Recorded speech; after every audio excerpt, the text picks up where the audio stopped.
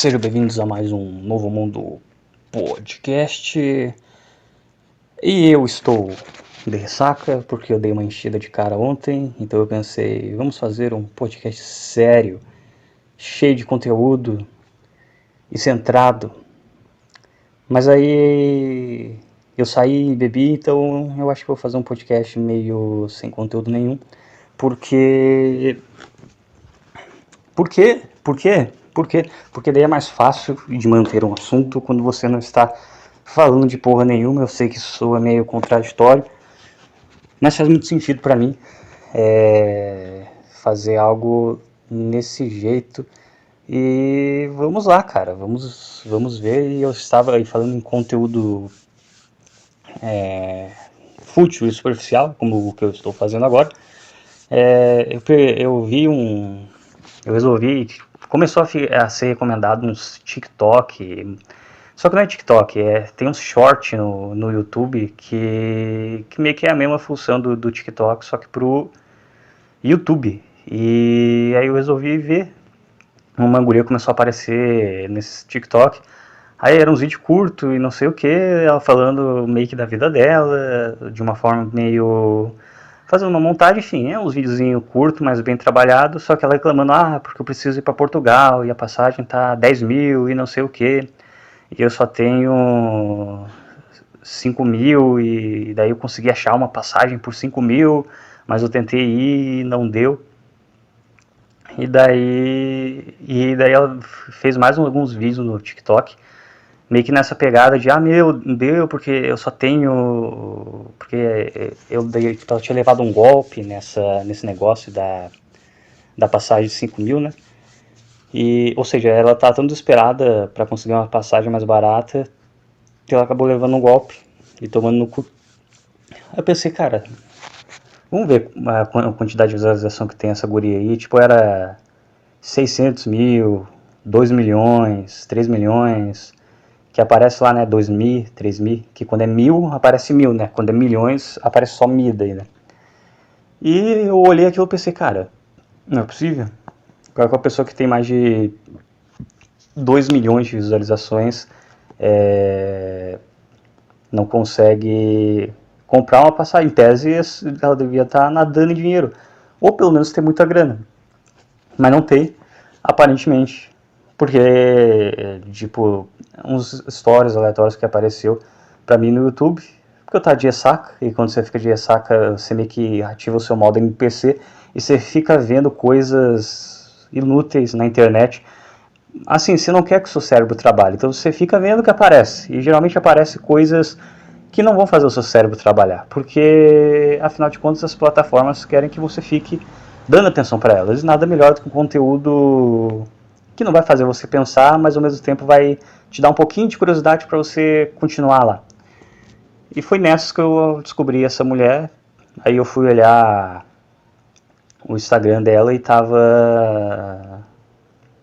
Instagram não, o short meu tava vendo a quantidade de visualizações e eu resolvi pesquisar, cara, quanto que uma pessoa ganha?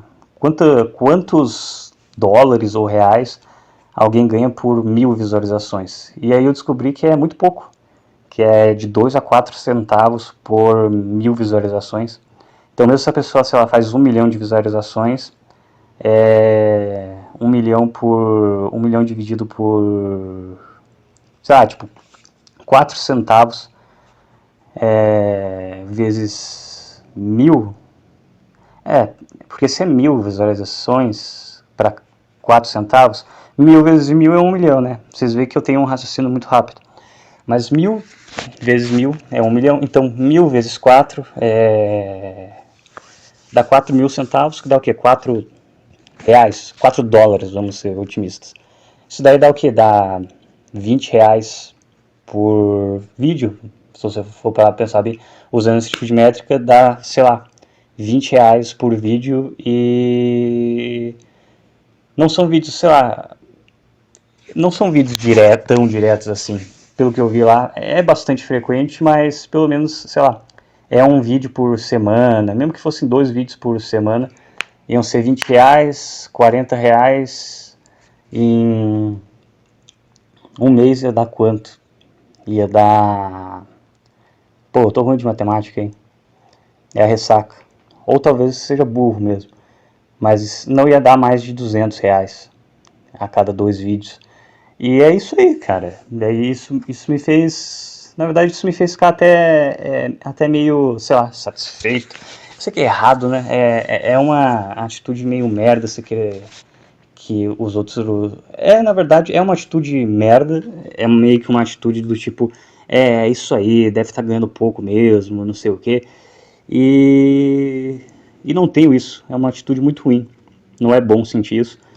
Mas eu fiquei meio... senti um certo reconforto. Me senti reconfortado. Quando eu fiz essa pesquisa, que eu vi que... essa galerinha que em tese tem uma vida fácil no TikTok, não tem uma vida tão fácil assim. E eu parei para pensar também como eu tô ficando como eu tô ficando velho, vamos usar essa palavra mesmo, porque eu já tô perdendo contato com os novos ídolos da nova geração. Já tô sendo aquele cara que não entende. Tipo, eu olho para essa geração mais nova, eu não entendo como é que funciona, como é que são os ídolos dele. Porque os meus ídolos, por exemplo, foi o Linkin Park, foi um pouco de Nirvana, era uma forma diferente de gostar das pessoas. Quando eu era adolescente eu gostava dos caras porque eles faziam, eu não sei, tinha meio que, eu gosto dele porque ele fez alguma coisa grandiosa. E hoje meio que parece que isso se perdeu, entendeu? Tipo, ó, um jovem, ele faz sucesso no TikTok, mas fazendo uma coisa que meio que você olha e você pensa, cara, podia fazer isso. E daí você pode pensar o seguinte, então por que você não faz? Mas aí que está o ponto. Hoje as pessoas que fazem sucesso, elas fazem sucesso com uma coisa que você olha e você pensa, cara, eu podia fazer isso, mas se eu fizer isso, não significa que eu vou ter a mesma quantidade de visualizações e que eu vou ganhar dinheiro com isso. Então eu não vou fazer, porque é uma coisa extremamente genérica, mas que ao mesmo tempo um ou outro faz sucesso com isso e vira ídolo.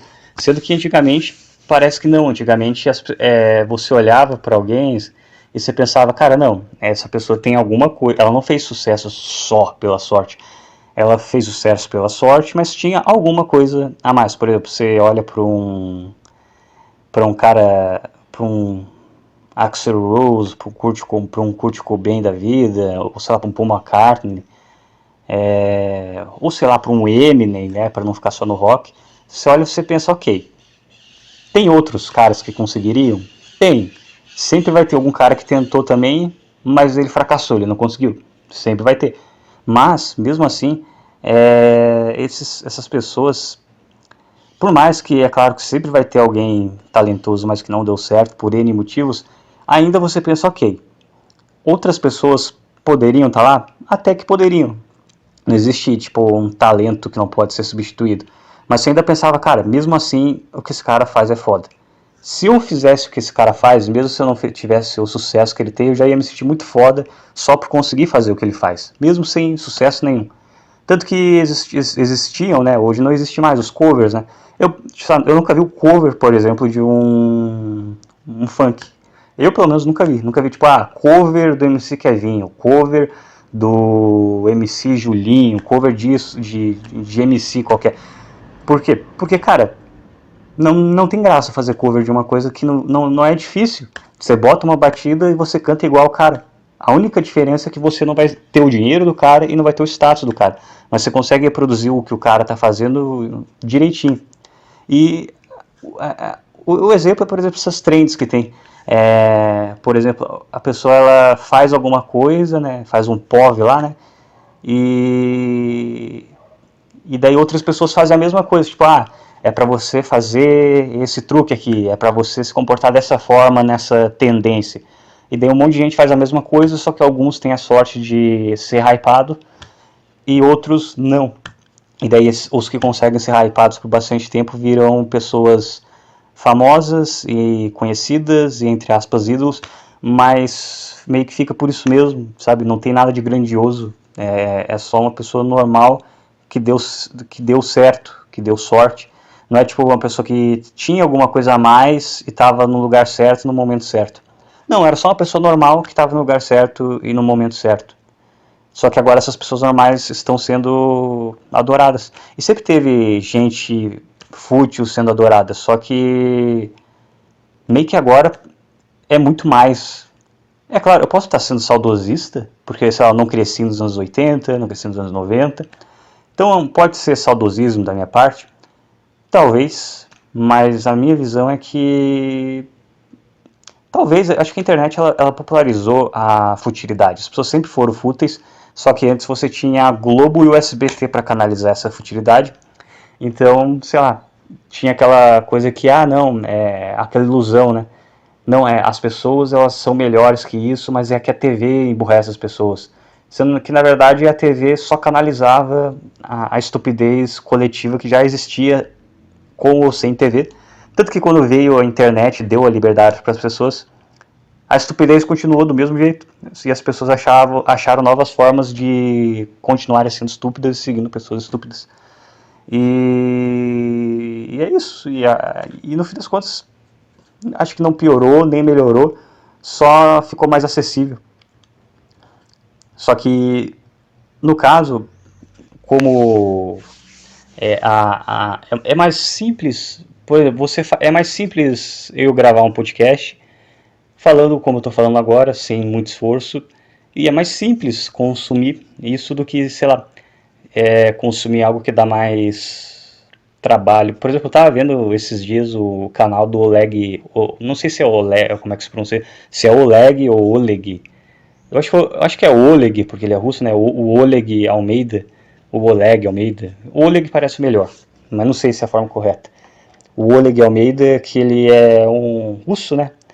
Ou seja, o cara sabe russo, acho que ele sabe inglês também, sabe português, e ele tá fazendo as traduções do Dostoiévski do russo para o português. Ou seja, o cara é inteligente, o cara tem uma envergadura pesada. E eu fui ver os vídeos do cara, né, pra ir atrás, que ele só tinha o Paulo Bezerra. Só que o Paulo Bezerra, ele é brasileiro e traduz do russo para o brasileiro. E diz que a tradução ideal é quando você traduz do seu idioma materno para outro idioma. Dizem que essa é a tradução ideal. Só que não existia essa tradução porque é muito difícil achar alguém que sabe português e russo. É uma coisa bem específica. Aí só tinha esse Paulo Bezerra, mas uma galera... Inclusive até o Olavo Carvalho fez um vídeo reclamando dele, mas era um vídeo mais político. Mas tecnicamente falando, diziam que a tradução dele era muito abrasileirada e não sei o que, e esse Oleg Almeida, por ele ter um passado russo, né, por ele ser russo, ele sabe transmitir de uma forma mais fidedigna a linguagem russa para o Brasil, sem abrasileirar tanto, ser mais digno a mensagem da obra, né? E eu li um livro só traduzido por ele, eu me arrependi de não ter, eu soube que ele traduziu também o Memórias do Subsolo e Os Demônios, que foram dois que eu li duas vezes, mas com a tradução do Paulo Bezerra, eu quero ver se eu leio agora com a tradução dele. Só que assim, o cara mesmo falou, antes dessa editora me contratar, antes da Martin Claret me contratar, eu tava na pindaíba, ele falou desse jeito mesmo num vídeo daí, eu estava na pindaíba, eu tava sem um centavo no bolso, e aí os caras me contrataram e eu consegui, enfim, fazer minha vida, virar alguém. E eu fico pensando, caralho, hein, cara. E o cara daí, o pessoal nos comentários botava, né, nossa, por que você não faz mais vídeos, é muito interessante o seu conteúdo e não sei o que. E ele respondeu um desses caras, gostaria muito, mas eu trabalho 70 horas por semana, então não tenho muito tempo. Ou seja, o cara, ele, mesmo sendo um tradutor de peso, ele ainda trabalha 70 horas por semana para ter uma vida mais digna, ou um pouco digna, que ele parece um cara bem simples. E se inscreva lá no canal deles, quando vocês saírem daqui, que o cara merece. O cara é foda. E é isso aí, cara. E o cara tava lá na pindaíba, como ele mesmo falou. E eu fiquei pensando, isso ficou na minha cabeça, né? Agora que veio isso também. Essas coisas ficam na minha cabeça e elas só voltam quando eu resolvo gravar um podcast. Mas isso ficou na minha cabeça, caralho. tem muita gente hoje fazendo sucesso, eu incluso, não tiro o meu da reta, só que eu não estou fazendo sucesso, essa é a única diferença. Mas tem muita gente fazendo sucesso, ganhando dinheiro, e cara, assim, é meio que um ciclo vicioso de estupidez. A pessoa é estúpida, ela gosta de ser estúpida, aí ela é estúpida na internet e as pessoas que são estúpidas compartilham aquela estupidez dela e vai gerando uma bola de neve de estupidez que fica cada vez maior e de repente você tem pessoas famosas postando coisas estúpidas, entendeu? E ganhando dinheiro, muito dinheiro com a estupidez delas, que os outros também gostam, porque estupidez atrai estupidez, é tipo a lei da gravidade, entendeu? É quase que um negócio matemático. E quando é algo mais inteligente é difícil, porque, por exemplo, tu já tem livro que é um negócio que o pessoal simplesmente não lê, ainda mais aqui no Brasil. É difícil, é muito nichado e pouca gente lê. Tipo assim, muita gente, se tu falar assim, leia um livro por ano pelo menos, a pessoa já vai achar muito, entendeu? Sendo que, sei lá, numa sociedade saudável, é... pelo menos um livro por mês dava tranquilo, dependendo do tamanho do livro. E é isso. E daí você tem outra coisa mais específica ainda, que é a tradução do livro, que a coisa, se já tem, a pessoa já se importa pouco com o livro, quem dirá mais com quem traduziu? E daí você tem um trabalho intelectual pesadíssimo por um nicho muito pequeno de pessoas, e o resultado é que quem tem esse aporte intelectual fica na pindaíba, como o cara mesmo tinha falado. E eu acho isso muito doido, entendeu? É basicamente uma idiocracia onde basicamente é mais fácil você fazer dinheiro sendo estúpido do que sendo inteligente. A não ser, claro, que você consiga ser inteligente, perceber como é que esse jogo funciona e fazer alguma coisa a respeito. Tipo, eu sei como é que as coisas funcionam, eu tô vendo que é desse jeito que as coisas funcionam, então eu vou fazer alguma coisa a respeito e eu vi que é essa confusão mesmo, então eu vou trabalhar, eu vou ver como é que essa engrenagem funciona, e se é para ser estúpido, vamos ser estúpidos, porque, e daí a pessoa ela faz o conteúdo estúpido sem ela necessariamente ser uma pessoa estúpida, mas, ou idiota, entendeu? Mas para atrair esse público, e daí a pessoa farma lá uma fazenda virtual dela, é basicamente como se fosse um fazendeiro virtual mesmo. A pessoa não é um animal completo, mas ela sabe que a sociedade e a internet está cheia de animais racionais. Então ela vai lá, farma o público dela, faz muito dinheiro com isso. Só que como ela não é idiota, ela sabe o que ela está fazendo. Com esse dinheiro ela vai atrás de poder, de influência e de status também, para não precisar mais ficar para sempre nessa farmando esse tipo de gente que dá trabalho. Uma pessoa que eu sempre uso como exemplo, até porque para mim foi bem emblemático, é o próprio Felipe Neto. Ele começou de uma forma, ele achava que ele estava fazendo sucesso porque ele era o iluminado e daí as pessoas estavam entendendo o que ele estava falando. Quando ele percebeu que ele era só uma modinha e que se ele não seguisse o jogo ele ia cair no ostracismo completo, ele começou a seguir o jogo e deu muito certo para ele. Para a maioria pode não dar e para a maioria não vai dar certo, mas para quem consegue combinar muito bem estupidez, para quem consegue canalizar a estupidez dos outros e monetizar a estupidez dos outros, os tempos de hoje são uma coisa muito interessante. Só que não é todo mundo que consegue e a maioria das pessoas fica fazendo que eu só estou fazendo uma análise, estou usando isso para ter um assunto, mas não estou necessariamente reclamando disso. Eu só estou olhando como é que isso funciona e falando, funciona dessa forma. Mas não necessariamente eu estou reclamando disso, eu só estou descrevendo essa situação.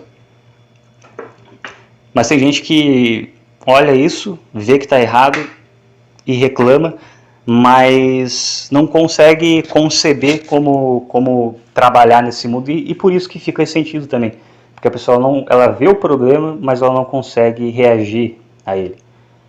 Como, por exemplo, esses caras aí da Red Pill, por exemplo, os caralhos, que basicamente os caras, eles olham pro mundo, eles veem que o mundo está meio errado, mas às vezes eles conseguiram pensar, ok, o que eu vou fazer a respeito disso, como é que eu vou conseguir ganhar dinheiro com isso, como é que eu vou conseguir, agora que eles estão tentando fazer isso, mas esse negócio ele existe faz tempo, e agora que os caras, ou seja, os caras já chegaram atrasados, os caras que em tese era o movimento Red Pill, que ele fala, não, porque nós somos os iluminados, porque nós sabemos como o mundo funciona.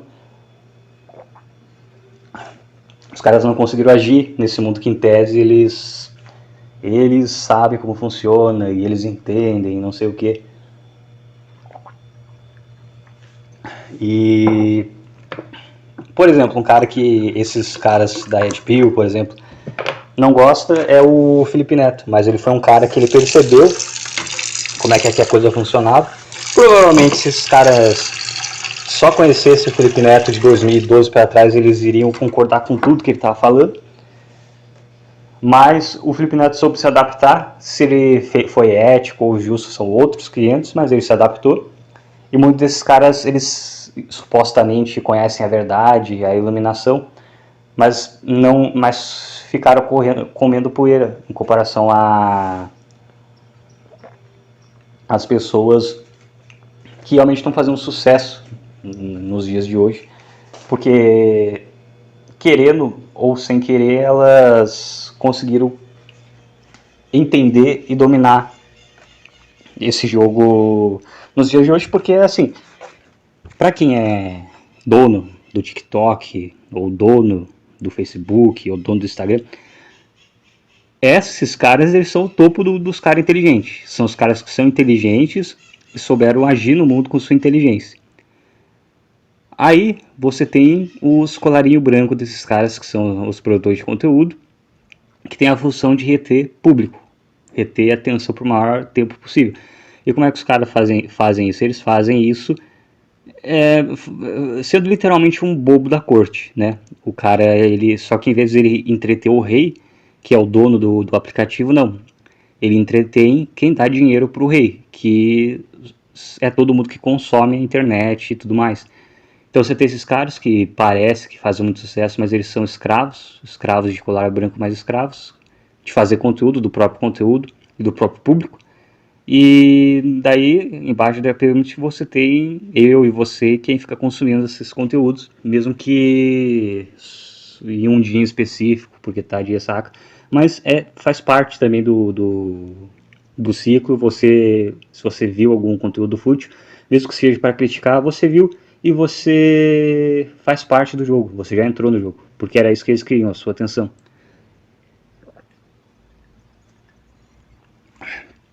E daí e aí o que acontece?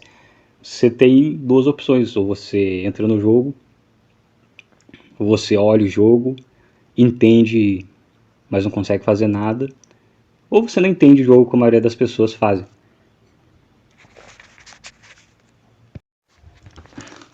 E fazendo uma analogia até meio tosca em relação a isso, eu acompanhava muito Naruto quando eu era criança e depois, quando eu era pré-adolescente, continuei acompanhando. E tem uma cena muito específica que no Naruto clássico, o Sasuke enfrentou o Orochimaru pela primeira vez. E o Sasuke ele tem o Sharingan, né? E antes dele enfrentar o Orochimaru, ele tinha enfrentado o Rock Lee no exame Chunin. E o Sharingan, para quem não sabe, eu espero que você, meu caro ouvinte, não me decepcione e conheça Naruto e tenha assistido pelo menos um pouco de Naruto, para você entender o que eu estou falando. Mas dando só uma rápida explicação, o Sharingan ele consegue copiar os movimentos do adversário. Então você consegue entender o que o seu adversário está fazendo e você consegue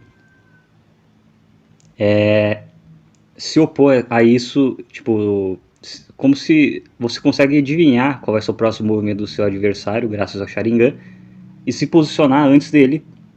Então você ganha uma vantagem sobre o seu adversário. Então ele foi todo arrogante para cima do Rock Lee, Não, porque eu tenho meu Sharingan, porque eu consigo ler esses movimentos, que não sei o que.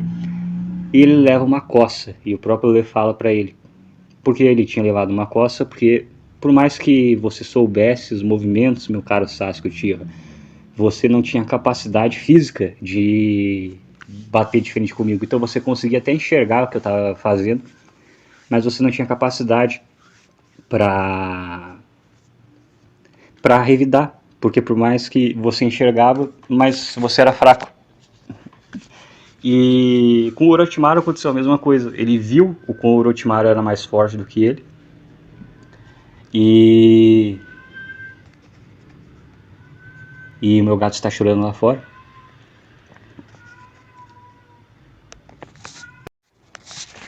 E depois com o Orochimaru aconteceu meio que o mesmo problema. Ele até conseguia ver os movimentos, mas ele não tinha capacidade para revidar. E meio que foi assim durante boa parte do clássico. Ele conseguia ver, mas ele não conseguia revidar. E foi por isso que ele acabou indo pro lado do Orochimaru. Mas então, ele foi pelo lado do Orochimaru, ele foi atrás de não só conseguir ler o movimento dos adversários, mas conseguir fazer alguma coisa a respeito. E não só ler, mas ter a capacidade física de ler e revidar a porra do movimento.